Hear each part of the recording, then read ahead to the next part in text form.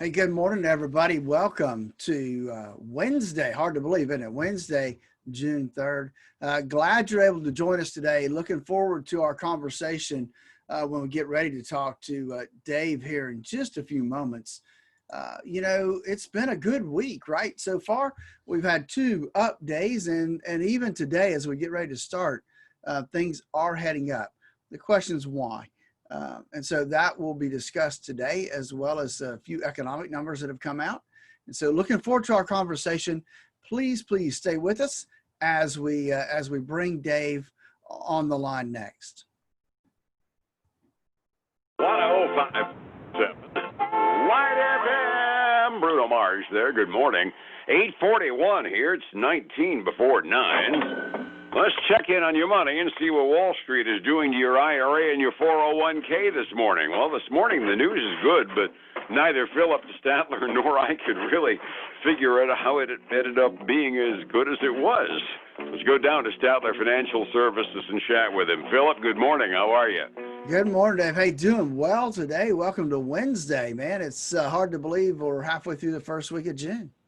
Absolutely. And as we do the first week of the month, we start getting employment numbers in. And the ADP report showing private sector job losses, I mean, the math just doesn't work out in my mind. It came as a bit of a shock to a few analysts as well.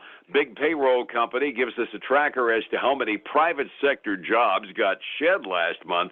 And they said during the month of May, we lost 2.76 million jobs in the private sector, which is bad news, but the market expected a run-and ton worse, didn't they? Yeah, the economists were expecting a decline of like 8.75 million. So that's a big disconnect somewhere in that report. And you and I both know that that's not, it has happened before to ADP where there has been a disconnect between what was expected and they end up revising down the road. But that big a disconnect, it is even an exception for this. We're kind of used to the notion on the monthly employment numbers. ADP generally accurately predicts the direction we're going, but the absolute number is very often an approximation that sometimes is wildly out of sync with the official number. But gallo, we start getting a 3-to-1 difference between the two. You kind of just sit back and go, what gives, right? Yeah, and I'll say this too. They kind of have pushed out what they expect the unemployment rate to be for April or for May. They expect it to go up. April it was 14.7%. They expect it to go up to almost 20%, 19.5% for May. And that's really not a major surprise. I don't think anybody's going to be shocked if we see that. If it only comes in at 17%, we'll probably be happy, right? Exactly. Yeah, you're right. It doesn't take much to make us happy. It doesn't take much, and even sometimes it takes nothing to make the market happy lately because we're trading to a point where it, honest to God, doesn't make a lot of sense. One of the things that you've kind of been predicting for a little while appears to be coming to fruition. It's no great surprise that state revenues are off by a little bit. You shut down retail, and then sales tax revenue is obviously going to tank. A report out this morning says that in April, and again, we're looking at 1 month in arrears here, during April, state sales tax revenue across this country fell by as much as 41%, and they expect worse during the month of May. When you consider there are some states like Florida, South Dakota, Texas without income taxes, that sales tax number is pretty much most of the state budget. One of the predictions you made that the ballyhoo about what are we going to do in terms of bailing out state government and Congress, that's going to start happening before too long, isn't it?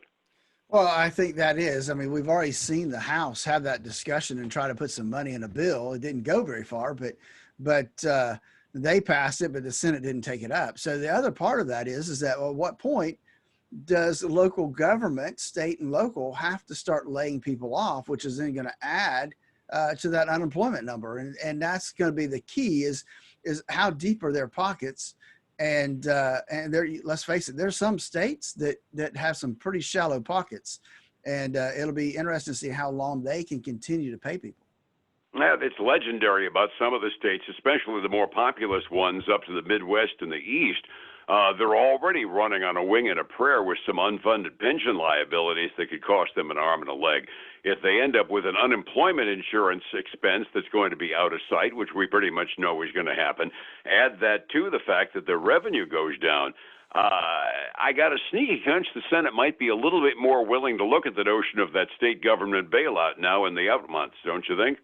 Yeah, I think it's a possibility because they're going to have to do something, or you're going to have states end up going bankrupt, and that won't be good either. So I'm sure that they'll get together and put some kind of bailout out there, because they're going to have to, just like businesses have had issues.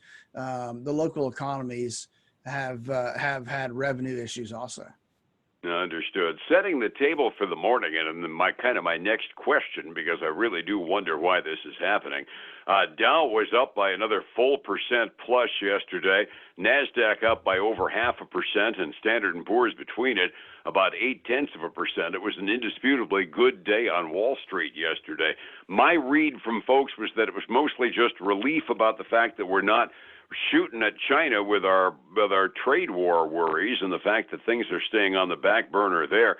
Is there anything beyond just optimism on the vaccine and the fact that we aren't yelling at China that's giving us a reason for optimism on there, or is it the same thing we've been saying? I'm not seeing anything, Dave, that gives me any indication of why we continue to see this run up in the market. I mean, I've got, mortgage demand from home buyers has jumped 18%. So I think real estate, at least here locally, I know is still doing quite well.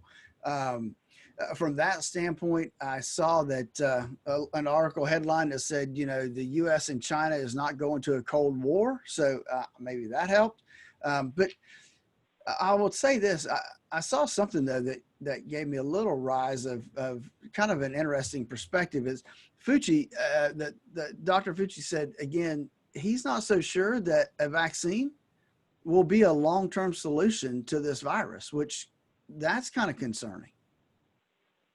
Well, you mentioned something yesterday on the good news side of the fence, that the virus looks, according to some doctors, like it might be morphing into a less potent virus, which could go the other direction too as it morphs. Same thing happens as we develop a vaccine for something. We may very well have something evolve into a different kind of a virus by the time we actually get the vaccine out. It's always a risk. Every annual flu vaccine carries that risk too. Yeah, I saw a headline that said that Italians are revolting, thinking that the pandemic was a farce. They're supposed to be wearing masks out and about because they've kind of been freed up to get out of their houses now, and evidently they're running around without mask on, and they are in a revolt mode after that doctor gave out his article yesterday. Which is why probably somebody in our government said, "Shut the heck up and don't let that one out," right? Exactly. Last thing in the world we need is more of the people that are convinced it's a tinfoil hat conspiracy. Got a bunch of reports out where I would normally call this the end of earnings season and basically it being over, but thanks to the pandemic and the lockup and the stay-at-home, we're getting a real smattering of earnings reports out a lot longer than we usually do, don't we? And we've got an interesting bunch today. We've got from consumer staples to retail to everything in between. So let's start with Campbell Soup. They've a staple company, right? You got to have soup. Mm-hmm. They had a huge quarter. They made 84 cents a share. That was 9 cents ahead of estimates. Revenue was also a beat. And here's kind of a change for you. Campbell Soup actually raised its full year guidance, saying that the whole coronavirus pandemic has increased their revenue and given them some help along the way. And as we kind of look at what that means in terms of their stock price this morning, not up huge, but they're up 0.7% this morning. Cool. I think anybody that really saw what the run on the soup aisles in the grocery store looks like will say, "So tell me something new," right? Yeah, exactly. Go ahead. I was going to say it was amazing. It and toilet paper were two things I couldn't find for weeks at the grocery store. Exactly. So let's go to the retail sector. Express Retailer. They're a specialty shop. They lost $1.55 a share. way more than expected. They're expected to only lose 47 cents a share. Revenue obviously is below what was forecasted. They had to close a lot of stores because of the pandemic, and they've not providing any guidance, obviously, of what's going on now. And they are trading down this morning, almost 7.5%. Okay, we got one good, one bad. How are you going to balance it out together? So let's look at Zoom, which should be really well, right? So Zoom's been a popular topic. Yeah. So Zoom came in and reported 20 cents a share profit. That was more than double the 9 cents that was expected. Revenue obviously was above forecast as well. They've doubled their annual revenue outlook for this year. Benefits that they've received from the coronavirus today. So they're up a little bit. They're up about 0.5% this morning.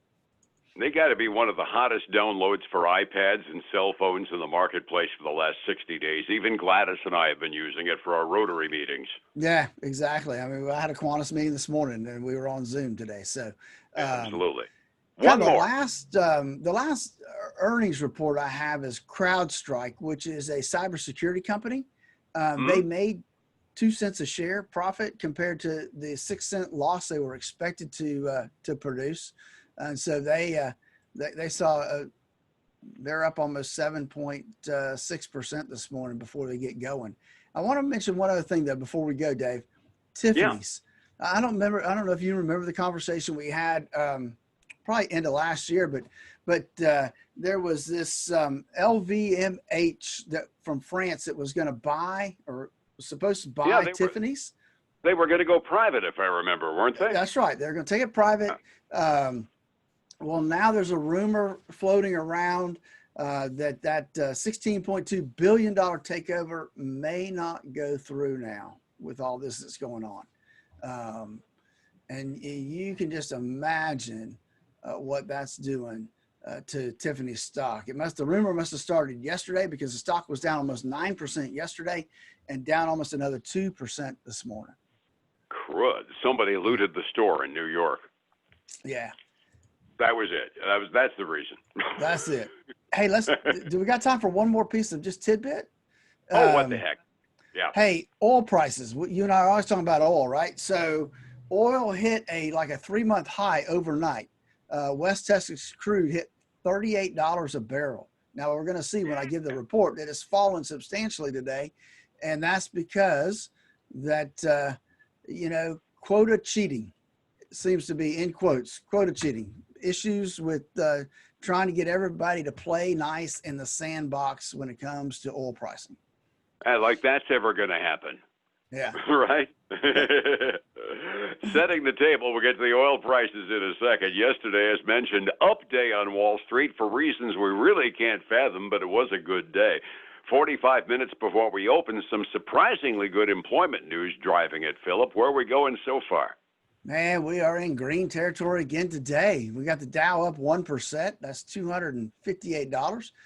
S&P 500 is up about almost 0.7, almost $20.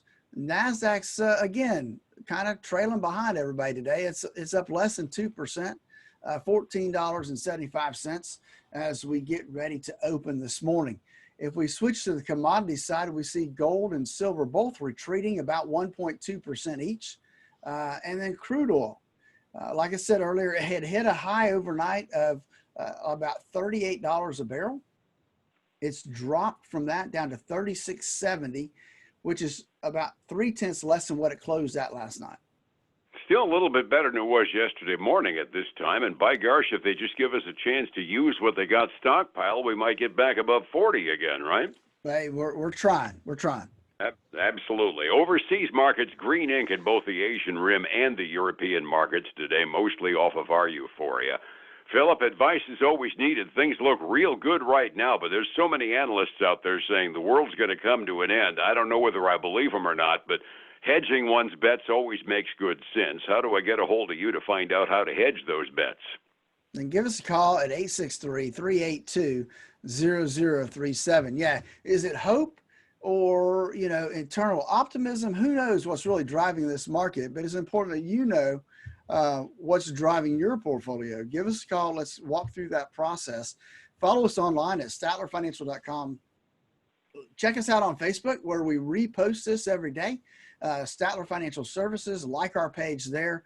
And then join us every weekend for the Statler Financial Radio Show, 6 a.m. and noon on Saturday, 10 a.m. Sunday morning on Highlands News Talk, 7:30 a.m. All righty, and I thank you so much. We'll catch you tomorrow. Fair enough? All right, fair enough, man. You have a great day. Appreciate it. It's 105.7 Light FM and Statler Financial Services, Phillip Statler. Wait and see.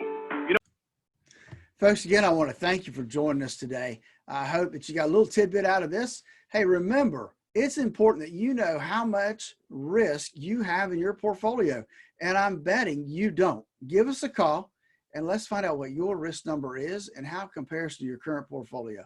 Call us for your free financial x-ray, 863-382-0037. It's that easy, folks. Pick up the phone, give us a call. I'll talk to you real soon. Bye now.